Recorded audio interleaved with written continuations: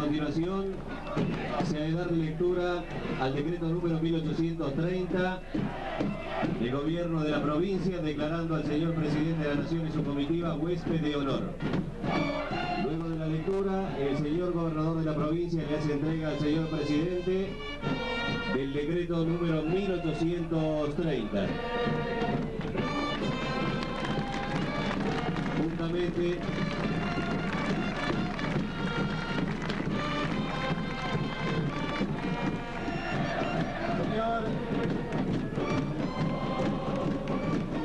Señor presidente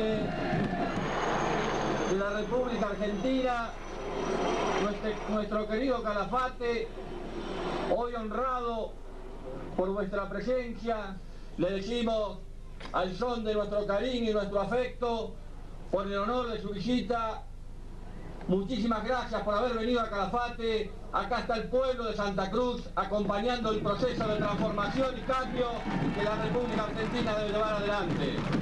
Por eso, con el mismo cariño que lo recibimos hoy, también con la misma fuerza, le hablamos permanentemente a un hombre del interior de la Argentina que muchos creían que porque nosotros levantábamos nuestra voz como corresponde, pidiendo, buscando soluciones, que podía haber alguna diferencia en el concepto de transformar y cambiar la Argentina.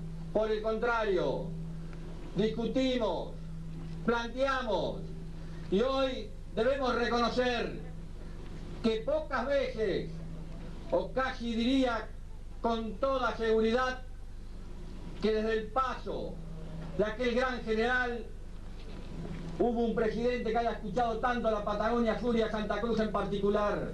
Hoy, con las conquistas obtenidas, gracias a que un hombre federal que sabe lo que es vivir en el interior del país, logró interpretar nuestros reclamos, que a veces parecen cansadores, pero son los reclamos de aquellos que vivimos tan lejos del poder central. Lo dejo con su pueblo. Muchas gracias, fuerza, afecto, solidaridad y encuentro espiritual y cristiano entre todos los santacruceños. Gracias.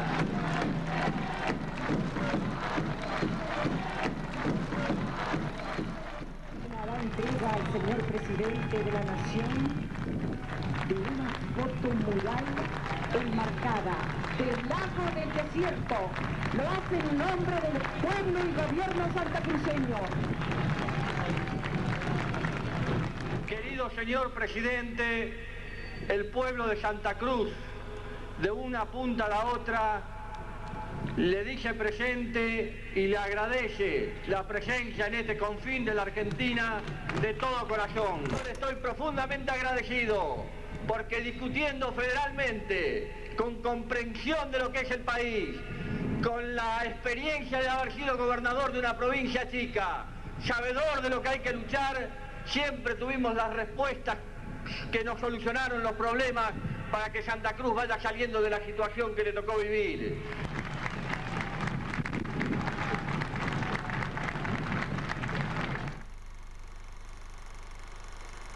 Siempre es bueno volver a Santa Cruz. Seguiremos viniendo todas las veces que sea conveniente. Nos daremos un fuerte y gran abrazo y vamos a contraer el compromiso de seguir trabajando. Yo, como presidente de la Nación, los quiero felicitar desde lo más profundo de mi corazón por llevar a cabo tareas que van cambiando la historia también en esta parte de nuestra patria. No temo en equivocarme si es que digo que esta es una de las provincias mejor administradas de la República Argentina. Es una de las provincias que menos problemas ha llevado al gobierno de la Nación. Las idílicas imágenes de Carlos Menem y Néstor Kirchner, compartiendo actos y escenarios en la polémica década de los 90, llevan más de 12 años esperando para ser conocidas fuera de Santa Cruz. En una televisión argentina sumamente autorreferencial, que busca en los viejos archivos para encontrar alguna contradicción, ¿por qué nunca se usó el valiosísimo material que acabamos de ver? ¿Cuántos secretos más nos esconde la despoblada geografía santacruceña?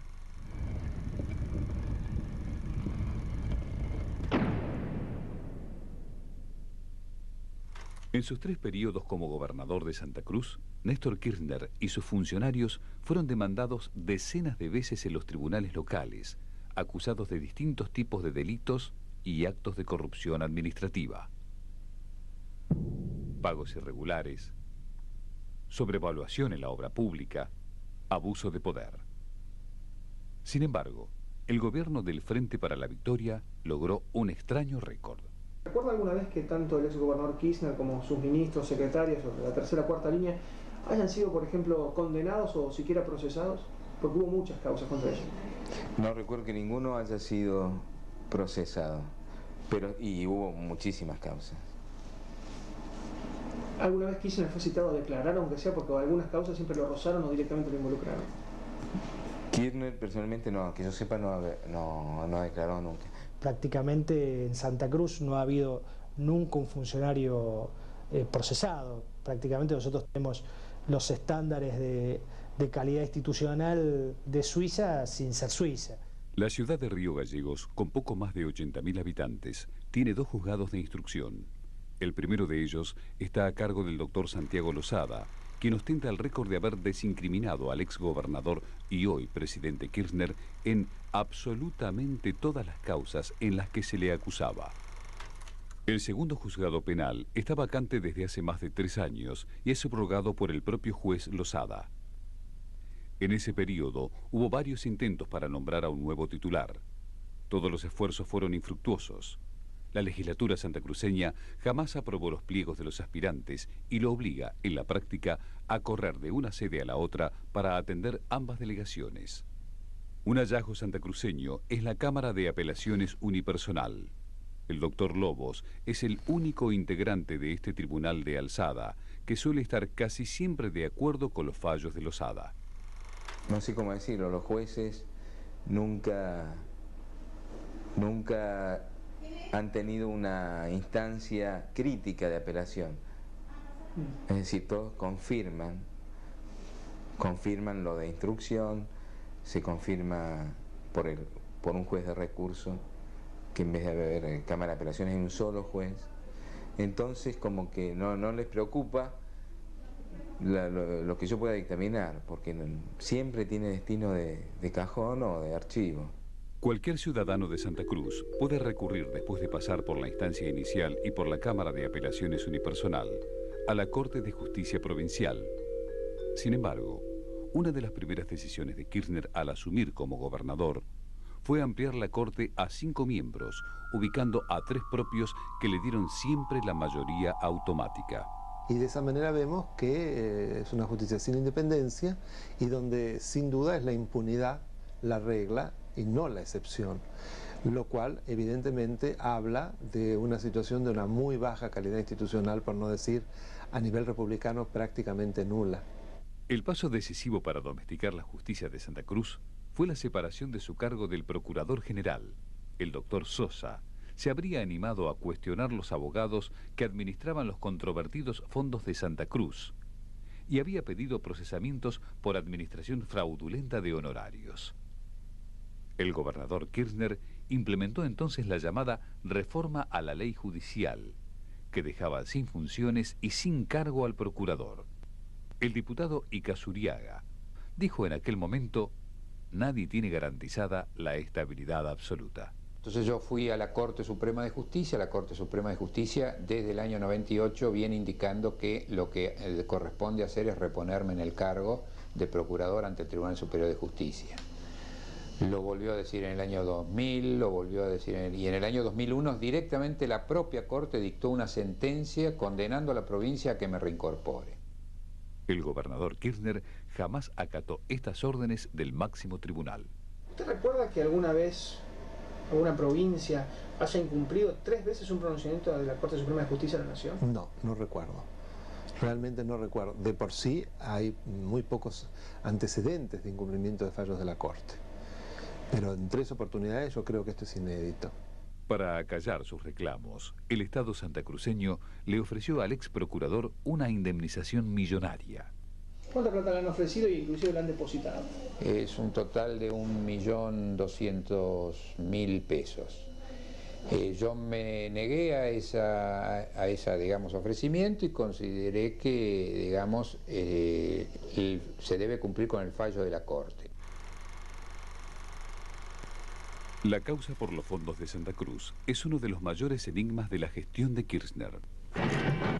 Le estamos agradecidos a la Nación por el pago de la deuda de las regalías impagas, aunque se lo digo con todo corazón, que nos duele por allí cuando nos dicen: ustedes los de Santa Cruz tienen plata. Y le digo, señor presidente, estamos cuidando moneda a moneda, mientras lamentablemente en otros lados se dilapidaron los fondos de esas regalías.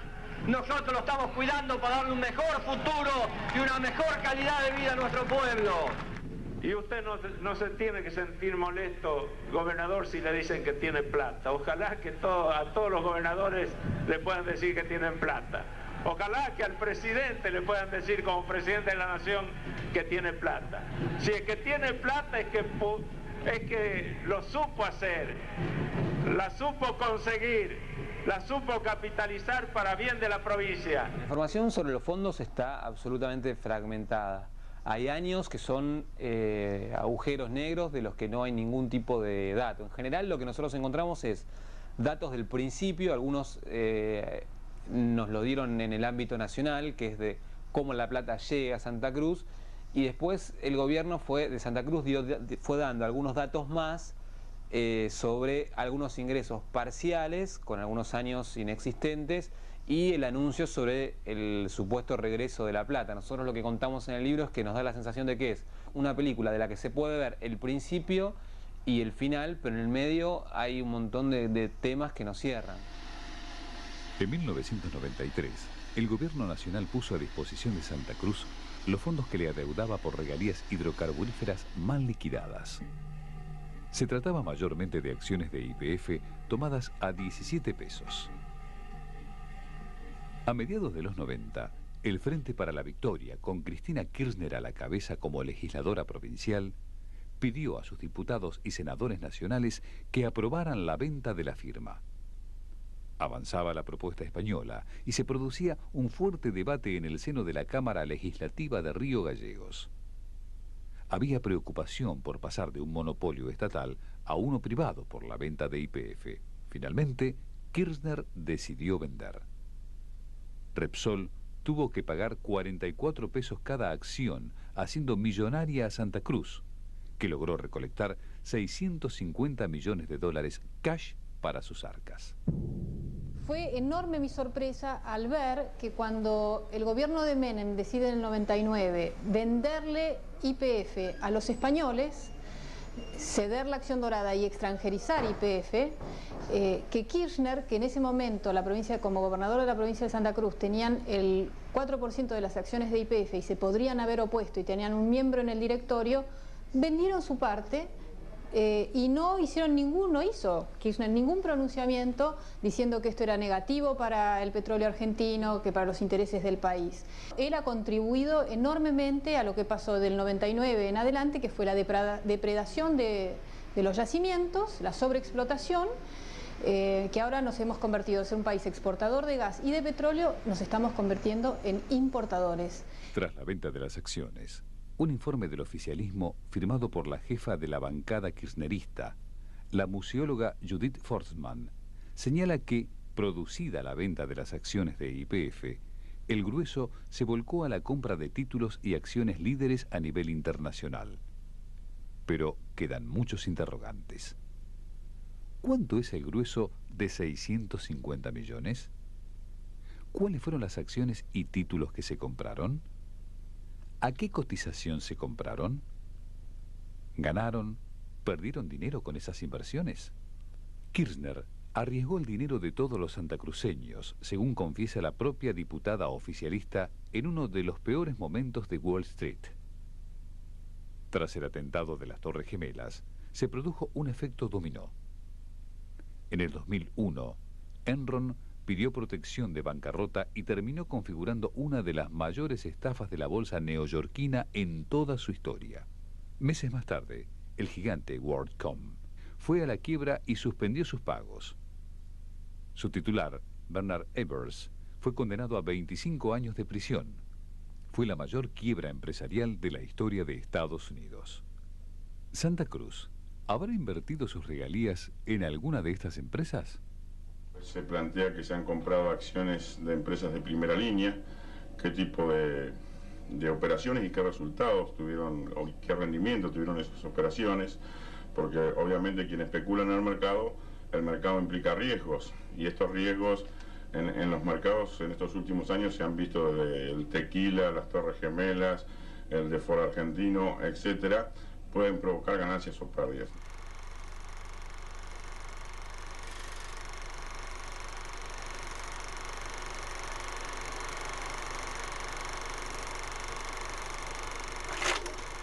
En el 2003, cuando ya Menem había abandonado la carrera presidencial, intentamos preguntar por el monto de los fondos de Santa Cruz, pero casi nadie sabía la respuesta exacta. Le puedo hacer una preguntita solamente porque estuvimos 2 días esperándolo en su oficina y no lo podemos encontrar. Hablamos, ¿sí? Yo lo que quiero saber es cuánta plata tiene como activos financieros Santa Cruz fuera de la provincia. ¿Podemos hablar después? No, porque no lo podemos encontrar nunca. Después hacemos... Solamente la cifra. ¿Cuánta plata aproximadamente? 532 millones de dólares. ¿Dónde los tiene? ¿En qué banco? ¿Pero en qué banco? Bueno. Pero tiene que ser información pública, es plata de ustedes. Es plata. Está bien, pero no es plata de los santacruceños, es dinero público. Bueno, ¿en qué banco está? ¿Cómo se compone ese activo financiero? ¿Son bonos? ¿Son acciones? Efectivos, ¿no? Todo efectivo. ¿Cuánta plata sería de acuerdo a lo que ustedes tienen como información en la Cámara de Diputados? Y lo que dijo el gobernador siempre, aproximadamente 700 millones que están en buen resguardo gracias a que Santa Cruz ha sido predecible y ha podido generar un fondo anticrisis. Cuando el resto de las provincias argentinas no lo pudieron controlar, Santa Cruz lo pudo hacer. Usted no tiene buena información porque el ministro nos acaba de decir que son 532 millones. Hay 200 en el medio que es un dinero. Son 200 millones de dólares. No tengo la información conmigo acá. ¿Usted no sabe cuánta plata tiene Santa Cruz fuera del país? Seguro que sí. Si venís a mi oficina... Fuimos a la oficina y no nos atendió. Yo calculo que se ingresaron más de 1.000 millones de dólares, digo aproximado, por ahí 1.200 millones, más los intereses en 12 años. Tengo una pregunta muy concreta, diputado. Usted es el jefe de la bancada oficialista. Tiene que saber cuánta plata tiene Santa Cruz fuera del país. ¿Cuánta plata es? Se habla de centenares, de más de 1.000 millones de dólares. Son muy importantes, son 4.000, 5.000 dólares por cada santacruceño. ¿Puede ser que nadie sepa cuánta plata tiene Santa Cruz fuera del país? Es un misterio. Se habla de centenares de millones de dólares que están fuera del país. ¿Se puede especificar la cifra, en qué banco está, qué tasa? Averiguémoslo, son problemas. Pero usted, diputado, usted me lo tiene que informar. Nosotros rendimos cuenta a la gente de la provincia de Santa Cruz. Nunca informaron cuánta plata es, nunca informaron en qué banco está, nunca informaron a qué tasa. Es la plata de los santacruceños, no es la plata de ustedes. Pero es la plata de los santacruceños que son argentinos. Nosotros estamos seguros que está bien administrada por el doctor Kirchner. Cuando el doctor Kirchner sea presidente, entonces hablamos de otro término, en otros términos.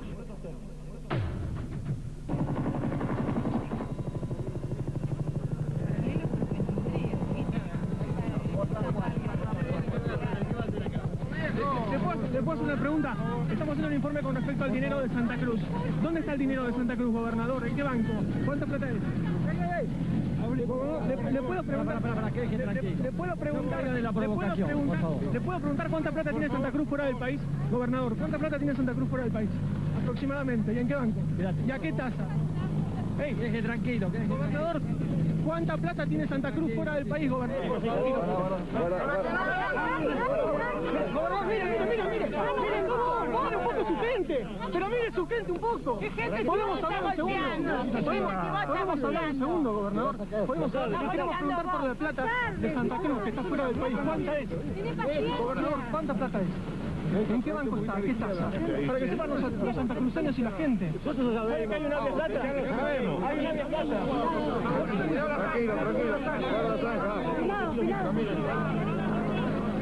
Gobernador, nos están pegando. Le acaban de pegar patadas y trompadas. Gobernador, tranquilo. Santacruceños, disfrutemos en paz. Vamos.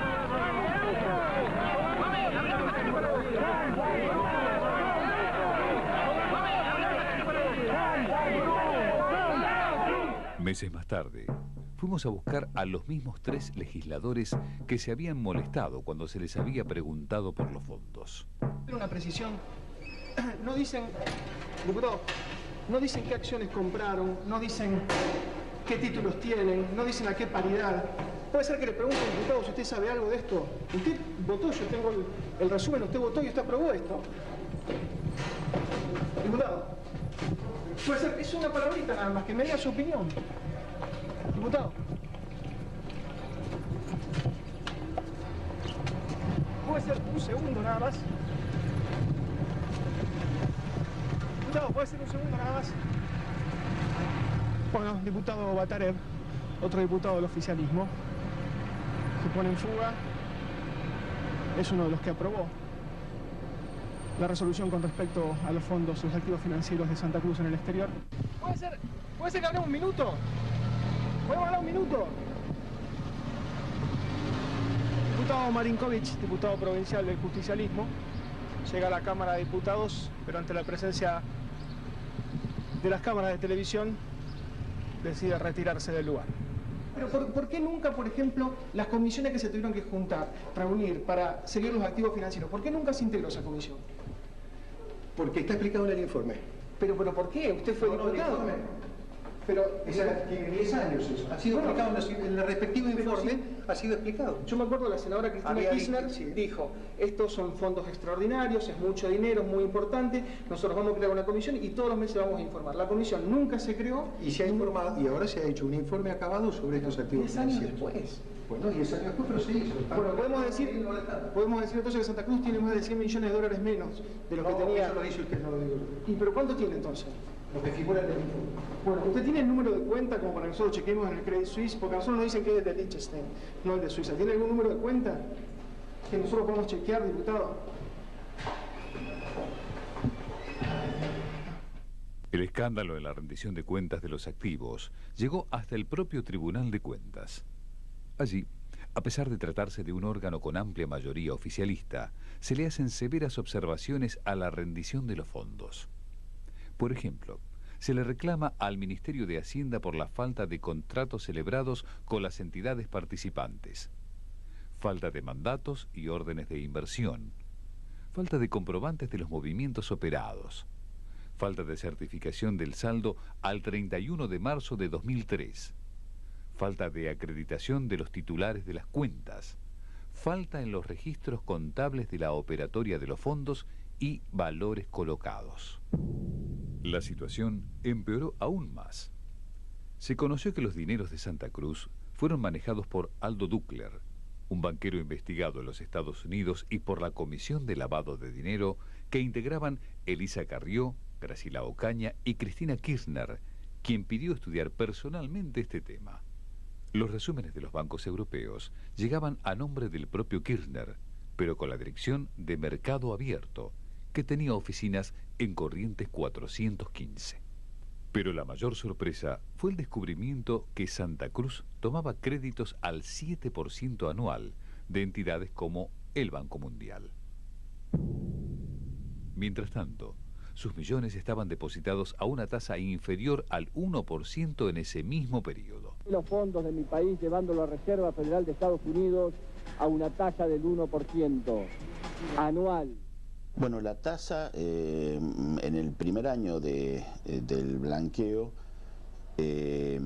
aparece cerca del 0,9%, que una vez, si le descontamos a eso los gastos y las comisiones que cobraban estos bancos, se llegaba a una cifra del 0,65% de rendimiento anual para la provincia. Sí hubo casos con fondos que se tomaron para el Banco Santa Cruz y para la compra del segundo avión sanitario, donde se pagaron tasas más altas que lo que la provincia cobraba como rendimiento de su dinero en el exterior. Prácticamente quintuplicaban o sextuplicaban lo que la provincia en ese momento estaba cobrando en el exterior.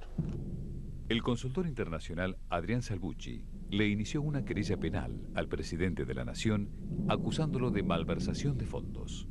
los fondos finalmente recalaron en dos plazas que son paraísos fiscales, Luxemburgo en el banco Morgan Stanley y en Suiza en los bancos UBS de Ginebra y el Credit Suisse de Zurich. Por información oficial del propio gobierno, cuando estaba a cargo del gobernador Sergio Acevedo, del propio gobierno de Santa Cruz, los fondos estaban en el área de banca privada, private banking, del banco Credit Suisse. Nosotros tomamos contacto con el banco Credit Suisse y nos indicaron que el área de private banking, o sea de banca privada, donde el cual inclusive la provincia dio el número de cuenta, solo recibe fondos de individuos de alto valor económico, o sea de gente de mucho dinero, y que los fondos públicos hubieran debido recalar en el área de administración de fondos para corporaciones, ONG, instituciones y gobiernos. Con lo cual, una de las preguntas clave que nosotros venimos haciendo una y otra vez es ¿qué hacían o qué hacen fondos públicos de la provincia de Santa Cruz en el área de banca privada de un banco multinacional en un paraíso fiscal? Y la pregunta se impone, obvia, si tiene que estar a nombre de alguien esos fondos públicos, ¿a nombre de quién estuvieron todos estos años? Uno puede pensar o inferir que hay quizás algo que ocultar, o por falta de transparencia en el manejo de los fondos, o porque hubo errores graves en el manejo de estos fondos que podrían haber hecho perder cientos de millones de dólares de fondos públicos al pueblo de Santa Cruz. En un giro imprevisto, Urso debió abandonar una investigación que estaba avanzando rápidamente, dejando su lugar al doctor Montenegro, un magistrado designado por el actual gobierno de Kirchner. Montenegro entendió que la causa debía tramitarse en los tribunales provinciales de Río Gallegos, y todo quedó en manos del conocido juez Lozada, quien en pocos meses desestimó cualquier responsabilidad del ex gobernador santacruceño.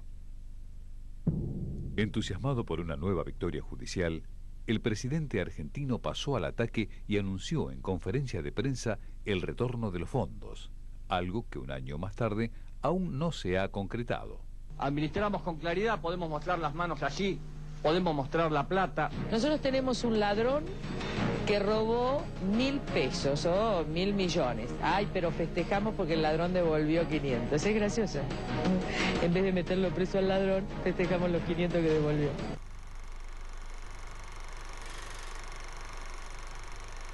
Cuando Kirchner llegó al poder en 1991, la provincia de Santa Cruz no permitía la reelección del gobernador.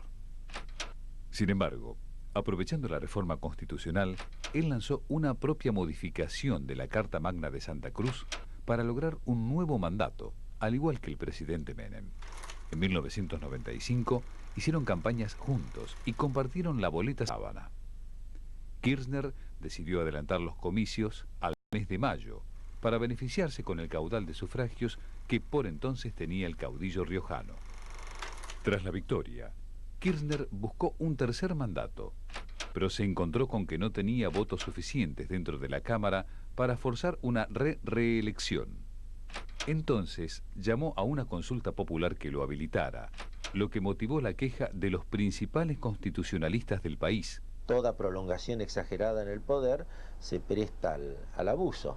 Hay un viejo dicho que dice que el hambre viene comiendo, de modo que muchos gobernantes, a medida que le toman el gusto y el paladar se acostumbra al goce del poder, desean prolongar indefinidamente el poder. Me estoy refiriendo al poder ejecutivo, porque nadie se opone a que los jueces sean vitalicios o a que los legisladores puedan renovar periódicamente su